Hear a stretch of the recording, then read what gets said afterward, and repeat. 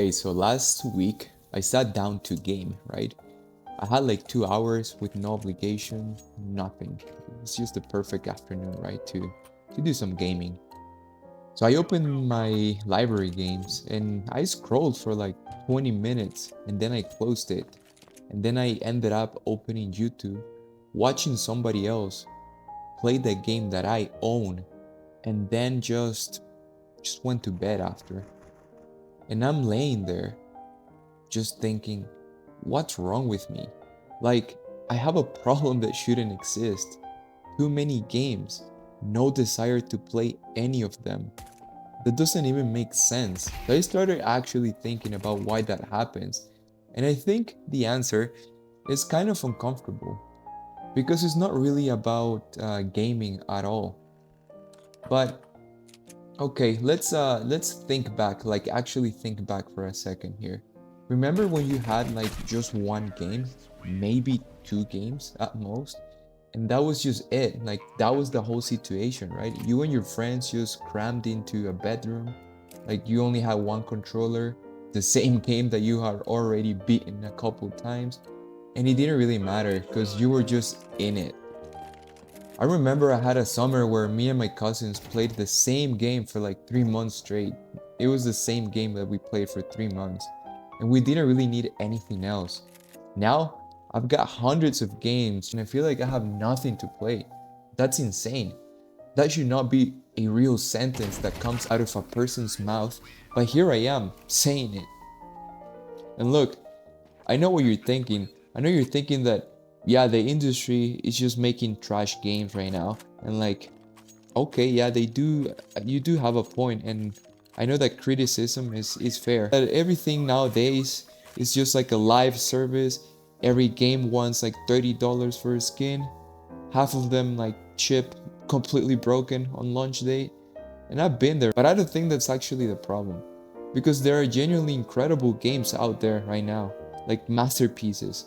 Games I look at and go, yeah, that's exactly the kind of thing that I would love to play. And then I play it for like 20 minutes and then just close the game completely. So games are fine, something else is actually going on with us. And here's the part that took me a while to actually admit to myself. I think we're just really tired. And not like tired where like you go to sleep tired in a way where sleep doesn't really fix that tiredness. Like you wake up and you already feel behind. That kind of tired is what I'm talking about. Because when we were kids, games were how we escaped a world where the worst thing happening was a test that we didn't study for. That was our crisis back then. That was it. Now, we're coming home from jobs we're not sure about, in apartments we can barely afford, in a world that feels genuinely kind of insane. And we're trying to use the same games to decompress.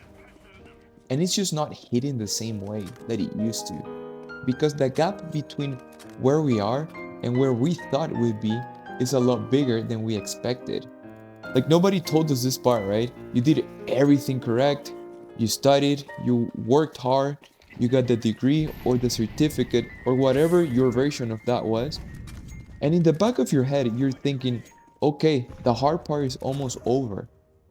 And then you get out there and realize there are no checkpoints. There's no cutscene that plays and says, you made it. Here's your reward. You applied to 50 jobs and hear nothing back. You watch people get ahead because they knew someone, and you start to figure out pretty fast that real life has some serious pay to win mechanics going on. And a lot of us started with the default free to play loadout. So, how are you supposed to care about saving a fictional kingdom when your actual life feels like it's buffering or just crashing down? That's what I think it's actually happening, guys. It's not the graphics, it's not the developers. It's that by the time that you sit down to play, every battery that you have is already dead. Your social battery, your mental battery, the emotional battery, all of it. It's just gone by the end of the day. And here's the thing that nobody really talks about. Starting a new game takes actual brain power. You've got mechanics to learn, a map that you have to figure out, an inventory that you have to manage, controls that you have to get used to.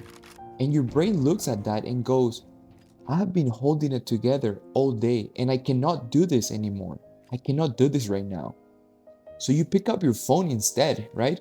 Because scrolling asks literally nothing from you, zero effort, and then because of course you feel guilty about that as well, which is so unfair. Like you're exhausted and you feel bad about being exhausted? Come on. I just want to say this, guys, because I genuinely think some people need to hear this.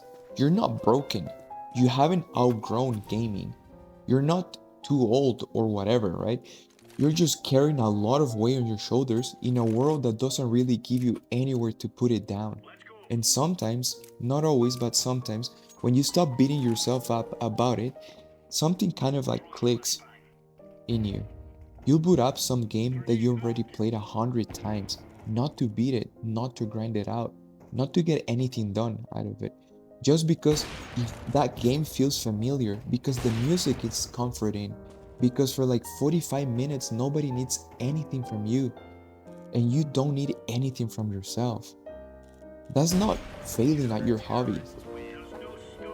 That's just surviving. It's just surviving a time that's honestly a lot right now. And I think more people feel this way than actually say it out loud. But yeah, I think that's what's going on with young adults who used to love gaming, and right now, gaming for them it feels like a chore, something really hard to do. Let me know in the comments if this hits different or if I'm completely off base here. I'm genuinely curious whether this is just a me thing or if you guys actually feel this as well.